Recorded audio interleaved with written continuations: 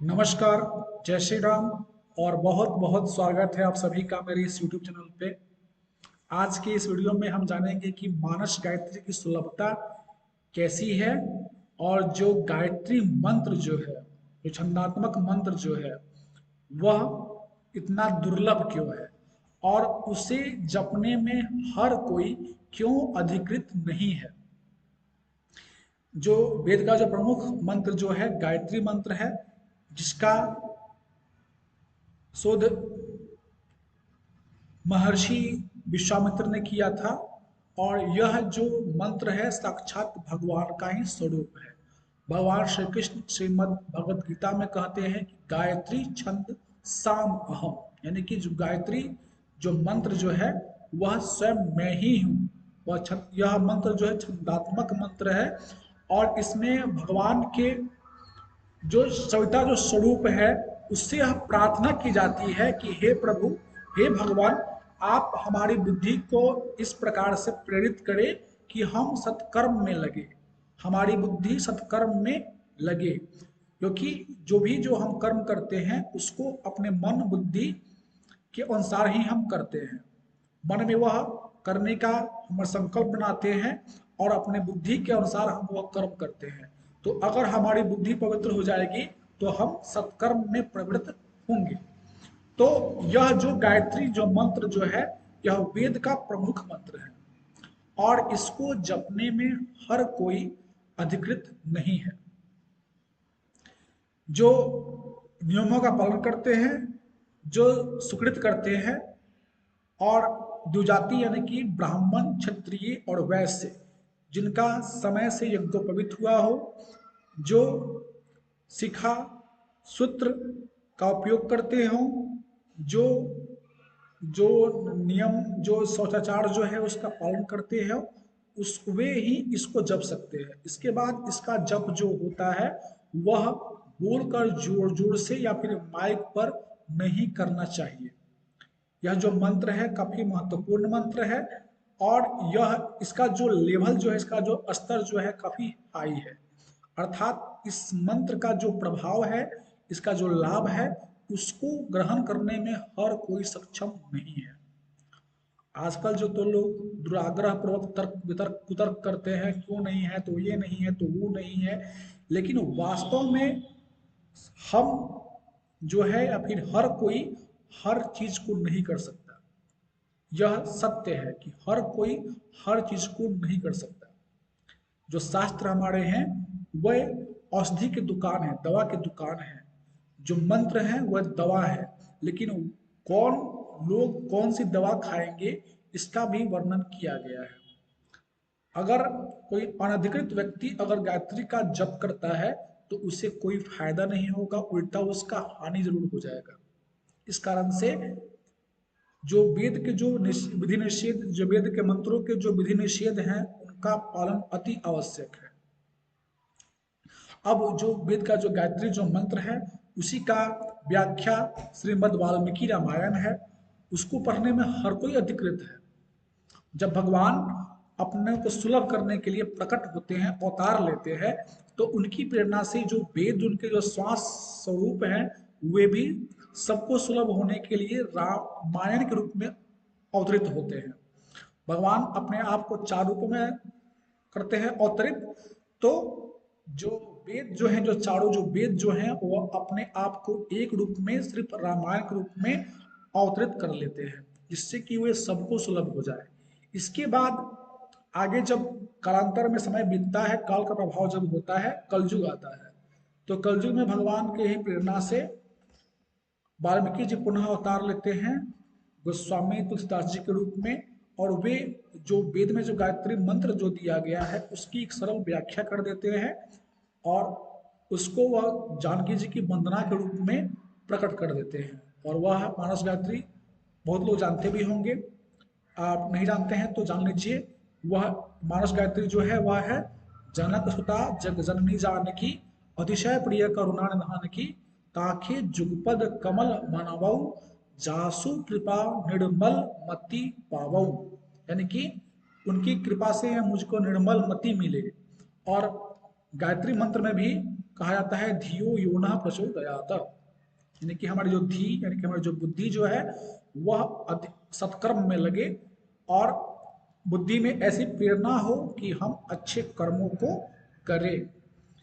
तो गायत्री मंत्र जो है बहुत ही महत्वपूर्ण है। आजकल तो बहुत सारे लोग जो हैं इसको कैसेट के रूप में बजाते हैं, बहुत सारे गायकों ने इसको गाया हुआ है, इसको रिकॉर्ड किया गया था और उसको लोग बजाते हैं सुबह सुबह। और बहुत सारे जो लोग होते हैं वह अपने बच्चों से या फिर ऐसे भी, गायत्री परिवार भी एक है जो भी गायत्री का पूरा धड़ल्ले से ये लोग जो इसका जो नियमों से है उसका पालन नहीं करते हैं। तो इससे क्या होता है कि उनको इसका जो इस मंत्र का जो अचिंत्य जो प्रभाव है उनको प्राप्त नहीं होता है, उल्टा उसका हो जाता है, उसका विपरीत प्रभाव जरूर होता है। लेकिन लोग मानने को तैयार नहीं होते हैं। लोग दुराग्रह पूर्वक कुतर्क करते हैं कि भगवान जब बनाया है जब मंत्र तो सबके लिए क्यों नहीं है, तो ये नहीं है तो वो नहीं है। लेकिन वास्तव में उनको सिर्फ दुराग्रह करना होता है। कुछ लोग सिर्फ कुतर्क करते हैं, उनको जपना अपना कुछ नहीं होता है। वे कोई भी नियम का पालन नहीं करते हैं, कोई भी जो सनातन धर्म का जो नियम है वो उसका पालन नहीं करते हैं, लेकिन वे कुतर्क करेंगे। क्यों शूद्रों का अधिकार नहीं है, क्यों स्त्री को अधिकार नहीं है जपने का? अरे भाई, वो जो क्षमता जो है उस मंत्र का जो ऊर्जा जो है उसको वे लोग नहीं संभाल पाएंगे। फिर भी सबके कल्याण का व्यवस्था सनातन धर्म में किया गया है। इस कारण से जो वेद नहीं पढ़ सकते हैं वे उस रामायण को पढ़ ले, गायत्री नहीं जप सकते हैं तो जो मानस गायत्री है उसको जप ले। भगवान सर्वज्ञ हैं, वो जानते हैं कि जैसे जैसे समय बढ़ेगा जो मनुष्य जो है उसका जो क्षमता जो है प्रभावित होता होगा। इस कारण से उनकी प्रेरणा से इसको लिखा गया। रामचरितमानस में इसका स्पष्ट इसका और काफी आसान इसका अनुवाद कर दिया गया। जनक सुता जग जननी जानकी अतिशय प्रिय करुणा निधान की, ताके जुगपद कमल मनावो जासु कृपा निर्मल मति पावो। वह भी ब्राह्मण या क्षत्रिय और वैश्य जो कि जनेऊ होने के बाद भी नहीं पहनते हों और वे भी शिखा सूत्र आदि का जो नियम है उसको पालन नहीं करते हैं, वो भी गायत्री जपने में अधिकृत नहीं है। गायत्री जपने का जो नियम है कठोर है, लेकिन जो मानस गायत्री है उसको आप जप सकते हैं। सिर्फ थोड़ा सा जो पवित्रता है उसको रख करके उसको जपा जा सकता है, तो प्रभाव वही होगा। लेकिन जो दुराग्रह करने वाले लोग होते हैं उनको का सिर्फ काम ही होता है दुराग्रह करना, उनका काम ही होता है सिर्फ कुतर्क करना। बहुत सारे लोगों के बारे में मैं जानता हूं जो कि अधिकृत नहीं होने पर गायत्री जपे और उसके प्रभाव से वे विक्षिप्त भी हो गए, पागलों की तरह उनका व्यवहार हो गया। बाद में कुछ कुछ को सद्बुद्धि आई और उन्होंने उसको छोड़ करके 12 गायत्री जपा और उनको लाभ प्राप्त हुआ। इससे लाभ प्राप्त अवश्य होता है। अगर श्रद्धा नहीं हो तो अगर कोई अधिकृत व्यक्ति भी अगर गायत्री का जप करता है श्रद्धा विहीन होकर के, तो उससे कुछ भी प्राप्त होने वाला नहीं है। गायत्री जपने में बहुत सारे नियम हैं, लेकिन इस मानस गायत्री जपने में कोई विशेष नियम नहीं है।